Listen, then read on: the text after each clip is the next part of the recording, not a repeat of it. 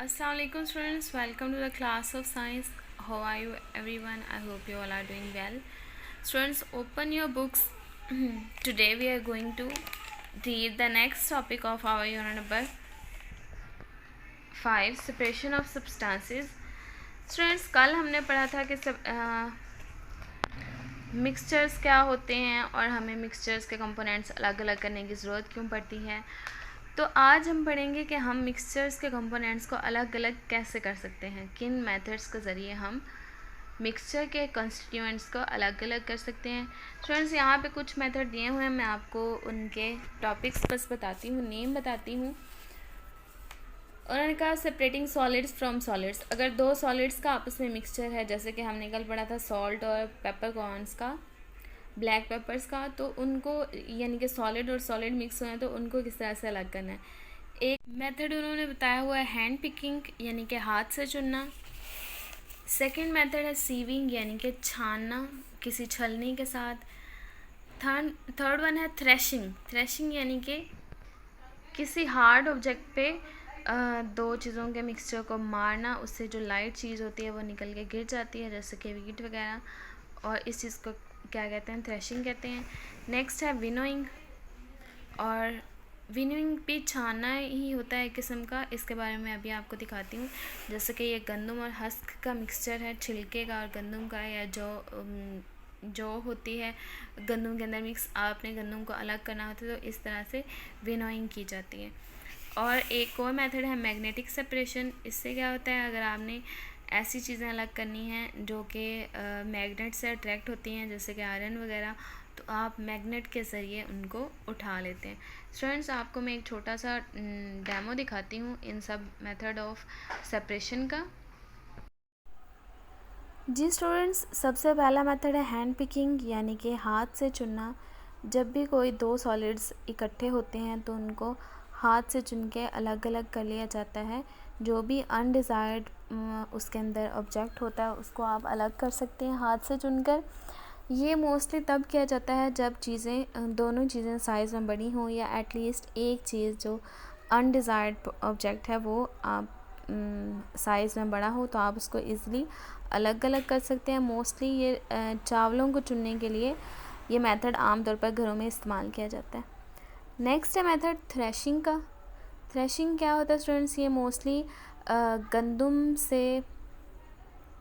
गंदम के दाने अलग अलग करने के लिए ये यूज़ किया जाता है। ग्रेन्स को अलग करने के लिए ये उसके जो बड़े बड़े से पीसेस होते हैं उनको मारते हैं किसी भी हार्ड ऑब्जेक्ट पे, तो सारे उसके अंदर के दाने निकल के गिरने लग जाते हैं और स्टॉक अलग कर दिया जाता है।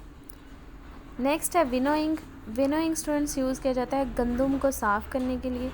जब गंदम के अंदर हस्क भरी होती है, उसके छिलके या कोई और ऑब्जेक्ट भरा होता है, तो उसको इस तरह से छानते हैं, जो लाइट वेट चीज़ होती है वो दूसरी साइड पे गिर जाती है और जो वीट यानी कि आपको चाहिए होता है वो वहीं पे इकट्ठी हो जाती है, नीचे उसका ढेर बन जाता है। नेक्स्ट है सीविंग यानी कि छानना। कोई भी चीज़ आप जैसे आटा छानते हैं स्टूडेंट्स, उसके अंदर जो भी अनडिज़ायर्ड प्रोडक्ट होता है उसको आप अलग कर देते हैं छाननी के साथ। छान के जो बारीक चीज़ होती है वो नीचे गिर जाती है, ठीक है, उसको आप नीचे इकट्ठा कर लेते हैं, और जो भी एक्स्ट्रा चीज़ होती है उसके अंदर वो ऊपर छलनी में रह जाती है। इस तरह से आप उसको अलग करके फेंक सकते हैं। ये मोस्टली आटा छानने के लिए यूज़ होता है, आटा या मैदा वगैरह या बारीक चीज़ें। नेक्स्ट है मेथड मैग्नेटिक सेपरेशन यूज़ किया जाता है आयरन को अलग करने के लिए, क्योंकि आयरन एक ऐसा मटेरियल है जो कि मैग्नेट से अट्रैक्ट होता है। अगर मैग्नेट या उसके अंदर कोई और चीज़ मिक्स है, प्लास्टिक या बड़े बड़े ऑब्जेक्ट्स हैं प्लास्टिक के और मैग्नेट के, उनको आप मैग्नेट के साथ अलग कर सकते हैं। इसके अलावा आयरन फिलिंग और डस्ट का या सैंड का अगर मिक्सर है तो उसको भी आप मैग्नेट के साथ आयरन फिलिंग को इकट्ठे करके उठा लेते हैं। आयरन फिलिंग आप देख रहे हैं मैग्नेट के साथ चिपक रही हैं और पीछे आपके पास साफ़ मटेरियल बाकी बच जाएगा। सो स्टूडेंट्स, ये पढ़ा हमने कि हम सॉलिड्स को सॉलिड्स के साथ अलग कैसे कर सकते हैं। अब हम पढ़ते हैं सॉलिड्स और लिक्विड्स को अलग कैसे कर सकते हैं। सॉलिड और लिक्विड का अगर मिक्सचर होता है तो उनको अलग करने के कौन कौन से तरीके हैं। Separation of solids from liquids, ये टॉपिक पढ़ने से पहले स्टूडेंट्स हम एक एक्टिविटी को सॉल्व कर लेते हैं। ये हमारे पिछले टॉपिक से रिलेटेड है। उन्होंने कहा हुआ name the method of separation used to separate a mixture of. उन्होंने कहा है कि आपने बताना है कि इन चार चीज़ों को अलग करने के लिए कौन कौन सा मेथड यूज़ होता है। अनकुक्ड दाल एंड राइस, कच्चे चावल और कच्ची दाल आपस में मिक्स हो गए तो आप कौन सा मेथड यूज़ करेंगे इनको अलग अलग करने के लिए। जी स्टूडेंट्स, हम हैंड पिकिंग करेंगे, हाथ से चुनेंगे और उनको अलग अलग कर देंगे।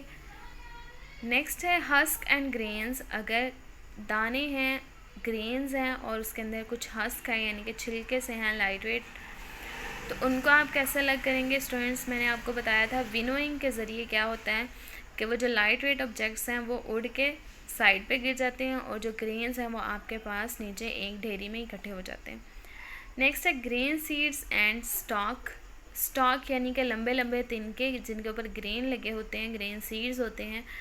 उनको ग्रेन सीड्स को स्टॉक्स से अलग करने के लिए हम कौन सा मेथड यूज़ करते हैं। हम थ्रेशिंग का मेथड यूज़ करते हैं। हम उसे उठा के मारते हैं किसी हार्ड चीज़ पर तो उसके अंदर से दाने सारे या ग्रेन्स सारे नीचे गिर जाते हैं और वो स्टॉक सारा खाली हो जाता है। नेक्स्ट है pebbles and sand at construction site.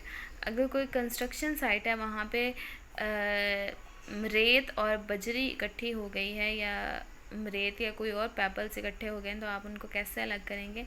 Students, हम सीविंग के ज़रिए यानी कि छान लेंगे तो क्या हो गया, रेत जो है वो क्योंकि बारीक होती है तो वो नीचे गिर जाएगी और जो भी पेबल्स होंगे, कंकर होंगे, वो छलनी के ऊपर आ जाएंगे।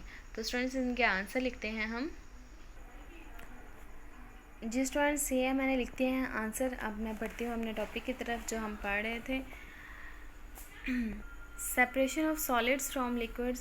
स्टूडेंट्स, लिक्विड के अंदर जब कोई सॉलिड मिक्स किया जाता है तो कुछ सॉलिड ऐसे होते हैं, कुछ मटेरियल ऐसे होते हैं जो कि लिक्विड के अंदर हल हो जाते हैं यानी कि सॉल्युबल होते हैं, और कुछ ऐसे होते हैं जो कि इनसॉल्युबल होते हैं यानी कि हल नहीं होते।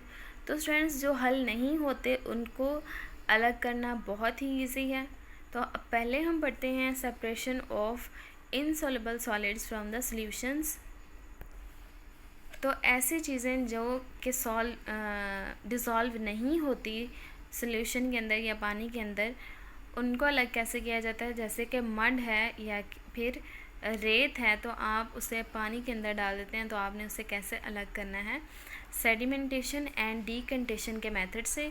सेडिमेंटेशन और डीकंटेशन क्या होता है स्टूडेंट्स, इसके बारे में मैं आपको एक डेमो देती हूँ।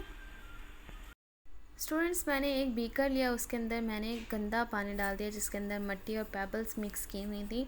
तो मिट्टी और पेबल्स को अलग करने के लिए मैं क्या करूँगी, बीकर को छोड़ दूँगी थोड़ी देर के लिए जब तक वो पेबल्स और मिट्टी नीचे नहीं बैठ जाती। उस हार्ड ऑब्जेक्ट का नीचे बैठ जाना सॉलिड पार्टिकल्स का सेडिमेंटेशन कहलाता है और वो चीज़ सेडिमेंट्स कहलाती है। अब सेडिमेंटेशन हो गई, इसके अंदर वो जो हार्ड ऑब्जेक्ट्स थे, सॉलिड पार्टिकल्स थे, वो नीचे बैठ गए। इस प्रोसेस को क्या कहते हैं, sedimentation. Sedimentation is a process in which soluble insoluble heavy particles in liquid are allowed to settle down at the bottom of the beaker. उसके बाद मैंने क्या करना है, एक अलग बीकर लेना है और ऊपर से साफ़ पानी को मैंने अलग बीकर में उंडेल लेना है। अब देखें, पानी अलग हो गया और वो जो इम्प्योरिटी थी वो अलग हो गई। इस प्रोसेस को कहते हैं डीकंटेशन। Decantation is the process by which a clear liquid is obtained after sedimentation. Okay?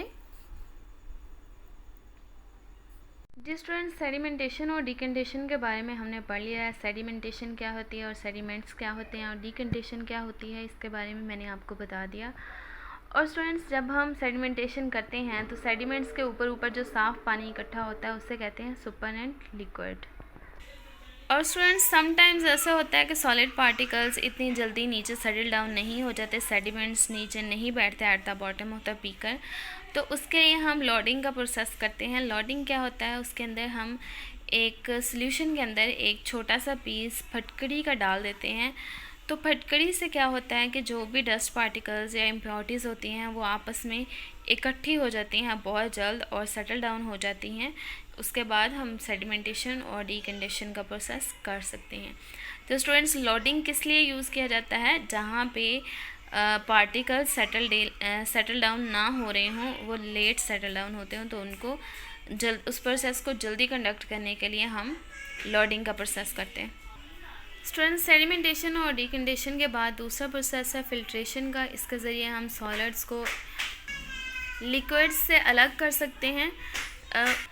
Students, filtration का प्रोसेस हम आम तौर पर घरों में इस्तेमाल करते हैं चाय स्ट्रेन करने के लिए, वो भी एक फ़िल्ट्रेशन जैसा ही प्रोसेस है।